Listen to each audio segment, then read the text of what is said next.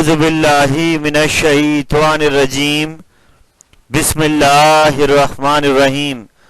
First year mathematics Karachi board pre engineering science के तमाम students को खुशामदीद। In the continuation of chapter number 6 sequence and series, आज हम अपनी तीसरी प्रोग्रेशन का आगाज कर रहे हैं जिसका नाम है ज्योमेट्रिक प्रोग्रेशन, ज्योमेट्रिक सीक्वेंस। याद रहे मैंने इससे पहले आपके साथ arithmetic progression and harmonic progression को डिस्कस किया है। 6.1 से 6.3 तक अरिथमेटिक सीरीज थी और 6.8 में हार्मोनिक सीरीज थी।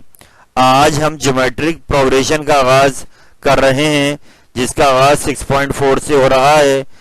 तो इस उम्मीद के साथ कि आपने प्रीवियस लेक्चर जो चैप्टर 6 के डाले हैं उनको अच्छे अंदाज में देख लिया होगा और आप उन वीडियोस को रिफ्रेश करते रहेंगे और उनसे मैक्सिमम बेनिफिट उठाते रहेंगे। आज हम 6.4 के 1 से लेकर 4 तक के क्वेश्चंस को स्टडी करेंगे। आइए अपने आज के सिलसिले का आगाज करते हैं।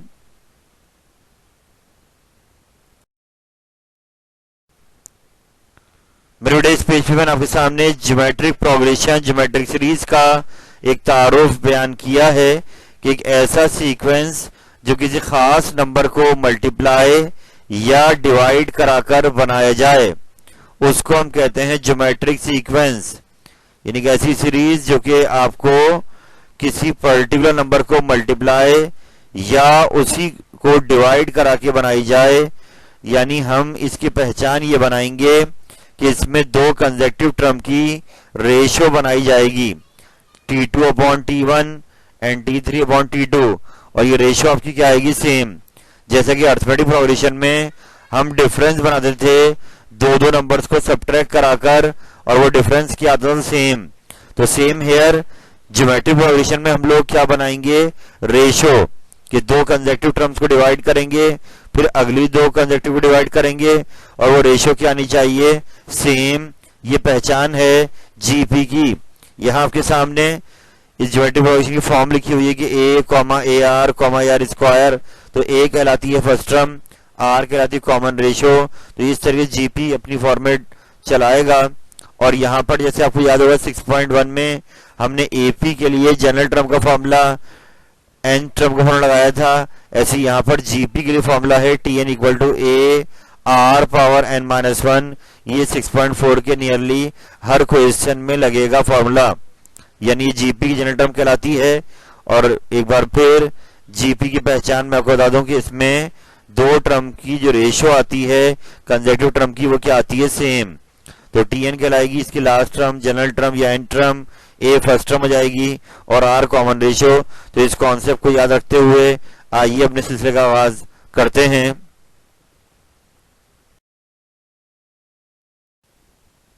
तो बेटे आइए 6.4 को स्टार्ट करने जा रहे हैं।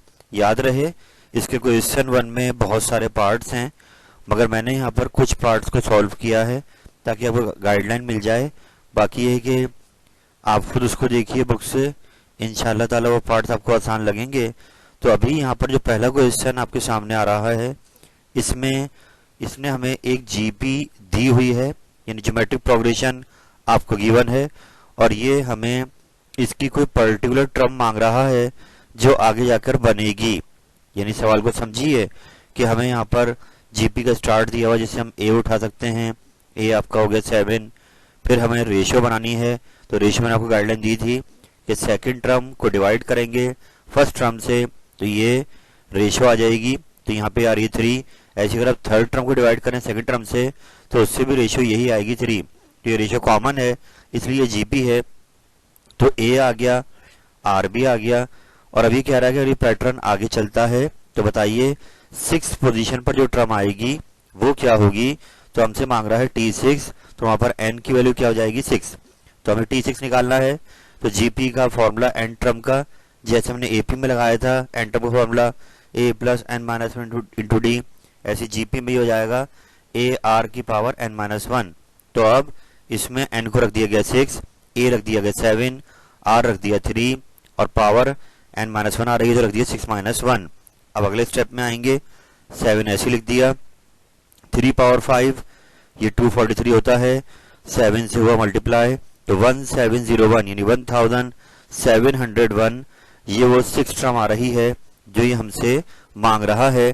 क्योंकि आप देख सकते हैं कि आर मल्टीप्लाई हो रहा है हर टर्म से, जो इंक्रीजिंग जीपी है, इसलिए जो 6 टर्म आ रही है काफी बड़ी आ रही है। अब इस पैटर्न को आप देखिए, और एग्जाम में क्या हो सकता है कि वो कोई और जीपी दे दे और आपसे वो टर्म मांग ले, तो आप करेंगे ऐसे ही कि ए उठाएंगे, आर बनाएंगे और फिर वो जो टर्म मांग रहा है वो एन लेते हुए टी एन निकालेंगे।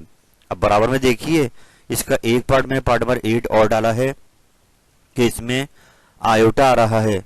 आयोटा देखकर आपको याद आ गया, चैप्टर नंबर 2 जब हमने किया था, आयोटा की वैल्यू आपको याद आ गई होगी कि आयोटा इक्वल टू √-1। तो आइए देखते हैं कि यहाँ पर क्या होगा कि ये ए उठाया हमने, आयोटा, आर बनाया तो आर कैसे था, second term upon first term, तो ये हो गया 1 आयोटा।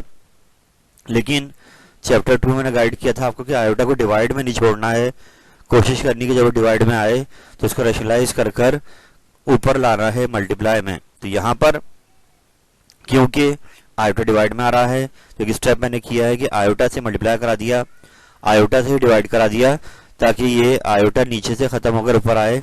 तो अब आयोटा बन जाए आयोटा, नीचे हो गया आयोटा स्क्वायर, और आपको वो चैप्टर याद आ गया होगा कि आयोटा स्क्वायर -1 के बराबर होता है, और आयोटा अपॉन -1 ये आंसर आपका आ जाएगा minus iota. It means common ratio आ रही है माइनस आयोटा, और वो थर्ड टर्म को डिवाइड करें सेकंड टर्म से तो उससे भी ये बनेगी माइनस आयोटा। तो इट मीन्स ये आर आपका आ गया। अब ये हमसे मांग रहा है 16 टर्म के, बताइए अगर ये पैटर्न आगे चलता है तो इस जीपी की 16 टर्म क्या होगी। तो एन को रख दिया गया 16, और वही टी एन वाला फॉर्मूला यहाँ भी लगा दिया, और अब ए की जगह पे रख दिया आयोटा, आर की जगह रख दिया माइनस आयोटा, ऊपर आ गया 16-1, और ये हो जाएगा 15। और अब माइनस आयोटा पे ऑड पावर आ रही है तो ये माइनस खत्म नहीं होगा, ये माइनस बचेगा, तो ये माइनस मैंने बाहर निकाल लिया, और आयोटा पे 15 जब आएगा तो आयोटा और आयोटा की बेसिस सेम है तो इनकी पावर्स ऐड जाएंगी, 16 हो गया, बाहर माइनस चलता रहेगा। अब 16 पावर को ब्रेक करेंगे तो आयोटा स्क्वायर पावर 8 लगा दी, आयोटा स्क्वायर यानी 2 8 16 हो जाएगा, लेकिन आयोटा स्क्वायर क्या होता है -1, तो -1 पर जब पावर 8 आ रही है तो ये इवन है, तो ये -1 खत्म हो जाएगा, लेकिन जो माइनस बाहर लगा हुआ है वो लिखा रहेगा। तो 1 की पावर 8 ली तो 1 ही आया, लेकिन बाहर वाला माइनस रह गया। इट मीन्स जो 16 टर्म आएगी इसकी वो -1 आएगी। आप इस पेज को स्टिल करके बार बार दोहराइए, बाकी पार्ट्स बुक में हैं, आप उनको चेक कीजिए।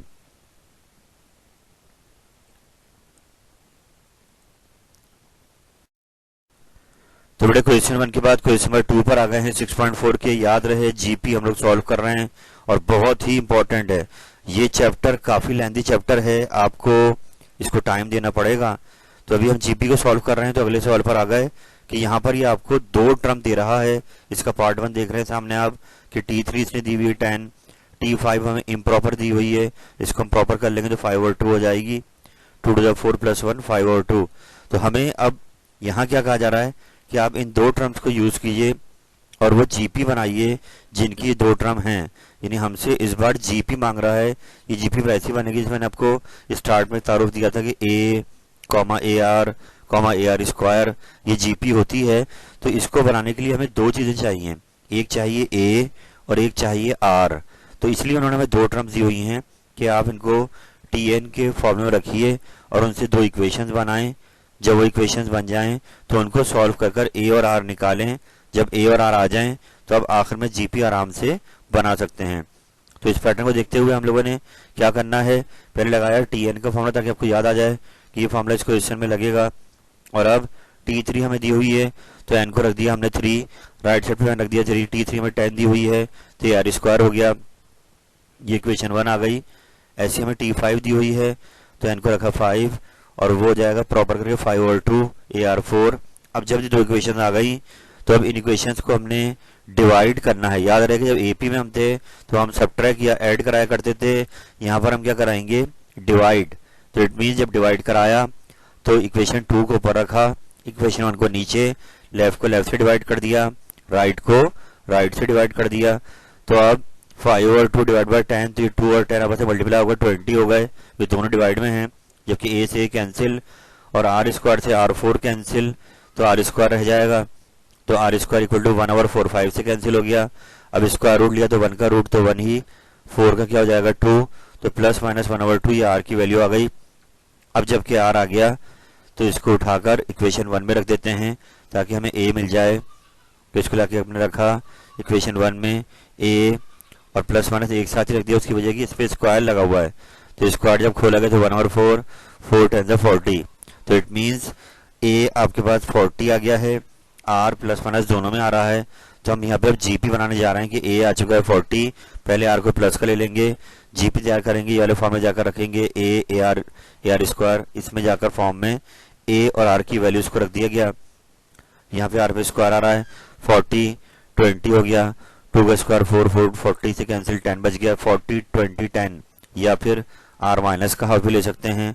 जब माइनस का हाफ लेंगे तो ए 40 ही रहेगा, लेकिन यहाँ पर ये 40 आ गया, ये -20, यहाँ माइनस का स्क्वायर प्लस हो जाएगा, तो 4 40 से कैंसिल 10 रह गया। तो जीपी आपके पास आ गई हैं 40 20 10 और 40 -20 10। तो ये आपका सवाल एंड हुआ। इस सवाल को आप बार बार दोहराइए। चलते हैं आगे।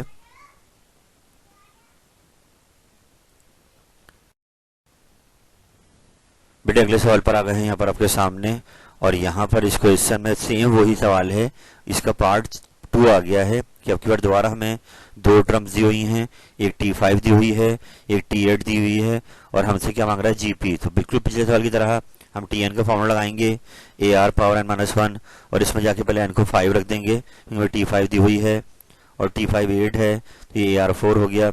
ऐसे ही हमें T8 दी हुई है तो n को 8 रखा हमने फॉर्मूले जाकर, और ये T8 की वैल्यू पुट कर दी गई, और ये 2 इक्वेशन आपके सामने आ गई। इन दोनों को आपस में डिवाइड किया जाएगा, तो लेफ्ट को लेफ्ट से डिवाइड कर दिया, राइट को राइट से। तो इसके बाद यहाँ क्या होने वाला है कि आप देख सकते हैं कि यहाँ पर 64 और 27, तो ये आपके पास 27 8 से होगा मल्टीप्लाई, और उसके बाद यानी 8 जो आपके डिवाइड में है ये एक्चुअली ये 27 के साथ ही है, बाद में 64 से 8 क्या हो जाएगा कैंसिल, तो 8 8 से 64, इसलिए ऊपर सिर्फ 8 रह गया, 27 डिवाइड में ऐसे रह गया। यानी कि एक बार फिर रिपीट कर दूं स्टेप ये कि 27 और 8 ये आपस में साथ में डिवाइड में आ जाएंगे, और बाद में 64 8 से क्या हो जाएगा कैंसिल, माइनस n ऐसी रह जाएगी, तो -8/27 आ गया। अब यहाँ पे क्यूब आ रहा है क्योंकि a से कैंसिल, 4 पावर कट जाएंगी, 3 पावर रह जाएंगी r की। तो अब r क्यूब को हटाने के लिए हमने यहाँ क्या लेना है, क्यूब रूट।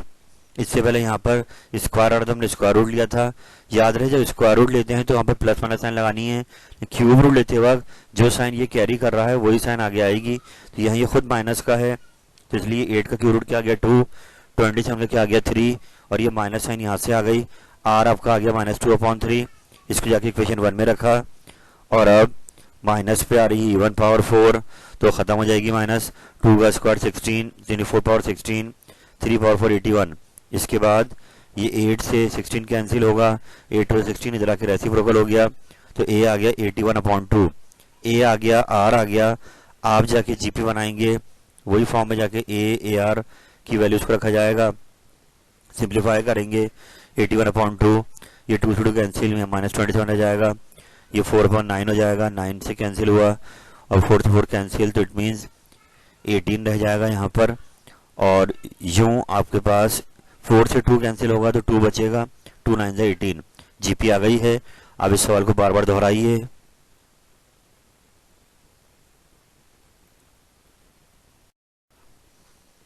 तो आगे बढ़ते मेरे बेटे 6.4 के क्वेश्चन नंबर 3 पर आ गए हैं। इंपॉर्टेंट क्वेश्चन है, आइए सवाल को समझते हैं। सवाल क्या कह रहा है कि जैसे हमने पीछे Tn का फॉर्मूला देखा था कि वहां पर n को रखा जाता है तो टर्म बनती हैं, यहाँ पर इन्होंने n को अपनी चॉइस से j+k ले लिया है, यानी n रखा जाएगा j+k, तो j+k टर्म बनेगी, वो हमें सवाल में दी हुई है x, यानी हमें सवाल में n को j+k रखकर tj+k दी हुई है x, ऐसे ही tj-k दी हुई है y, यानी इन दो टर्म्स को यूज करना है। और इनमें जो आप j और k देख रहे हैं इनको लेते हुए एक j टर्म बनाई गई है, यानी ये वही j है जो यहाँ भी आप देख रहे हैं k के साथ, और इस जब j टर्म को अलग किया गया तो इसका आंसर हमें लेकर आना है स्क्वायर रूट xy, यानी इन दो टर्म को यूज करते हुए हमें j टर्म तैयार करनी है। तो आपने बिल्कुल पैनिक नहीं होना है, आप क्वेश्चन को स्मूथली लेके चलिए। आप पहले डेटा बनाएंगे अपना कि जे प्लस की टर्म दी हुई है एक्स, जे माइनस की टर्म दी हुई वाई, और जे टर्म हमें बनानी है, ये तो रिजल्ट प्रूफ करना है। हमने एक बार फिर टी एन का ही वही फार्मूला यूज़ किया, a r power n minus one. पहले इसमें रख दिया एन को जे प्लस के, क्योंकि हमें जे प्लस के टर्म दी हुई है, तो एन को रखा हमने जे प्लस के राइट पर भी लेफ्ट पर भी। और अब टी जे प्लस के हमें एक्स दिया हुआ, तो हमने एक्स रख दिया, राइट साइड ऐसे लिख के इक्वेशन वन का नाम दे दिया। ऐसे ही हमें जे माइनस के टर्म दी हुई है, तो इसको हमने लिख दिया वाई, और राइट साइड पे भी हमने जे माइनस के रख दिया। अभी दो इक्वेशन जब बन गई तो अब इनको ही सॉल्व कर कर जे टर्म तैयार होगी। तो इसका हल एक ये है कि आप राइट साइड देखें, जे टर्म जो लेकर आना है वहाँ पर एक्स और वाई मल्टीप्लाई हो रहे हैं रूट के अंदर। तो हमें एक क्लू मिला कि अगर हम इक्वेशन 1 और 2 को मल्टीप्लाई करा दें। अच्छा, इससे पहले कि हम वहाँ जाएं, हमने यहाँ पे जे टर्म भी बना लेनी है, क्योंकि हमें आखिर में प्रूफ करना है। तो एन को रख दिया J, A R J minus one, equation 3 हो गई।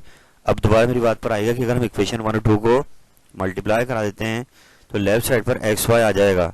तो इस क्लू को लेते हुए हमने क्या किया, इक्वेशन 1 2 को मल्टीप्लाई करा दिया है, लेफ्ट को लेफ्ट से और राइट को राइट से। आप देख सकते हैं लेफ्ट को लेफ्ट से करा दिया, राइट को राइट से। उल्टे हाथ पर एक्स वाई आ गया है, जबकि सीधे हाथ पर वही मैट्रिक का लॉ बेस लग रहा है कि बेसिस सेम है, वो कॉमन हो रही है, उनकी पावर को ऐड किया जा रहा है। तो ए को कॉमन लिया, 1 + 1 हो गया।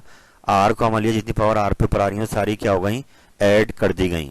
इसके बाद ये हो गया स्क्वायर, और के से के कैंसिल, ये जे प्लस जे 2j हो गया, -1 -2 हो गया। और अब ऊपर से 2 कॉमन आ गया, जे -1। और अब यहाँ पर आप देख सकते हैं कि दोनों पे स्क्वायर आ रहा है, तो ये स्क्वायर हम होल पे लिख सकते हैं। तो हमने यहाँ पर लॉ ऑफ पावर को यूज़ किया कि अगर ब्रैकेट के पावर लगी तो ब्रैकेट के 2 नंबर अप्लाई होती है। तो हमने स्क्वायर दोनों पे ऊपर ले लिया है, ताकि अंदर अब आप देख सकते हैं आ गया है ए आर पावर जे -1। ऊपर इक्वेशन 3 को देखिए आप। इससे पहले वहाँ जाए, हमने इसका स्क्वायर रूट ले लिया कि एक्स वाई पे रूट आ गया, और यहाँ से स्क्वायर कैंसिल। अब इक्वेशन 3 को आप देखिए कि ए आर पावर जे -1 बराबर है टी जे के। तो हमने इसको हटा के क्या लिख देना है, टी जे। और यूँ देखें जे टर्म आ गई अंडर एक्स वाई। आप इस सवाल को बार बार दोहराएं, इसका कोई हल नहीं है सिवाय इसको प्रैक्टिस की जाए बार बार। इंशाल्लाह ये आपके लिए आसान हो जाएगा। चलते हैं आगे।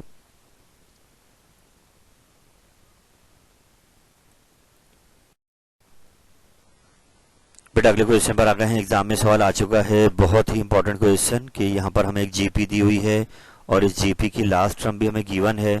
हमें पिक करना है कि ये इसकी कौन सी नंबर ऑफ टर्म होगी, यानी यहाँ पर n मांगा जा रहा है, यानी इसको इस जीपी में कहीं आगे जाकर ये टर्म आएगी, हम उसको लास्ट टर्म मानकर टोटल नंबर ऑफ टर्म बनाएंगे, वही हमारा आंसर होगा। याद रहे इस टाइप का सवाल हमने एपी में भी किया था, एचपी में भी किया था, और आज हम जीपी में क्वेश्चन कर रहे हैं। जीपी की पहचान भी याद रखनी है कि इसमें दो कंसेक्यूटिव टर्म की रेशियो क्या आती है, सेम आती है। तो हमने यहाँ से ए उठाया 18, आर बनाया 12/18, 6 से कैंसिल हुआ 2/3, और आखिरी वाली टर्म जो हमें दी हुई उसको हमने टी एन ले लिया, ताकि उस पर हम एन निकाल लें कि जितनी लास्ट टर्म में क्वांटिटी होंगी एन की, वही आपका आंसर भी हो जाएगा। तो हमने दोबारा से टी एन का फॉर्मूला यूज़ किया, ए आर पावर n - 1। अब तक आप नोट करें, हर सवाल में यही फॉर्मूला अप्लाई हो रहा है। तो आप जब प्रैक्टिस करें तो पहले इस फॉर्मूले को याद रखिए। उल्टे हाथ में हमने टी एन रख दिया, राइट साइड पे ए रख दिया, आगे हमने आर रख दिया, और अब 18 मल्टीप्लाई हो रहा है। इसको अब आपने नीचे ले आना है, तो नीचे लाके क्या हो जाएगा, डिवाइड। तो 7 to 9 18 से मल्टीप्लाई हो गया, तो 13122। ये अब इसके बाद 2 से ये कैंसिल हो रहा है, तो इसको 2 से किया कैंसिल, तो ऊपर आ गया 256, नीचे आ गया 6561। अब वही बात कि n पावर में आ रहा है, तो जो है बेसिस को सेम करेंगे। तो अब कैलकुलेटर से चेक कर सकते हैं कि 2 की पावर 8 256 होगा, और 3 पावर 8 6561 होगा। तो हमने इसको उठा के 2/3 की पावर 8 लिख दी, और ये बेसिस आपकी सेम हो गई। जब बेस सेम हो गई, पावर को इक्वल कर दिया, और n आपका आ रहा है 9, यानी कि ये जो टर्म दी हुई है ये सीक्वेंस की 9 टर्म है। आप इस सवाल को बार बार दोहराएं।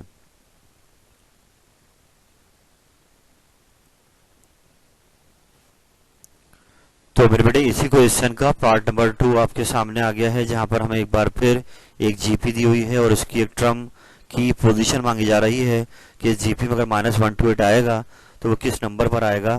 तो पिछले पार्ट की तरह हमने यहाँ पर ए उठाया 1/4, आर बनाया second term upon first term, ये फिर अगर रेसिप्रोकल हो गया तो ये -2 आ रहा है, और लास्ट टर्म इसको लेकर -1 to 8 हमने इसका क्या निकालना है, n। तो एक बार फिर लगाया टी एन का formula, a r power n - 1, T N रख दी -1 to 8, ए रख दिया, r-2 रख दिया, बाद में ये 4 इधर आके मल्टीप्लाई हो गया, माइनस का 512 हो गया। और यूँ अब आपकी बेसिस को सेम करना है तो -2 की पावर 9 निकालेंगे तो आपको यही आंसर मिलेगा जो ऊपर लिखा हुआ है -512। तो यूँ बेसिस आपकी क्या हुई सेम, पावर को अब इक्वल करके n निकाल लेंगे 10, यानी 10 टर्म पर, यानी 10 टर्म आपकी -128 है। अच्छा एक बात मैं आपको हेल्प करूं कि अगर ये n आपका अपॉन में आ रहा हो या पॉइंट्स में फ्रैक्शन में वैल्यू आ रही हो तो इंडिकेट करेगा कि जीपी में ये टर्म आएगी ही नहीं।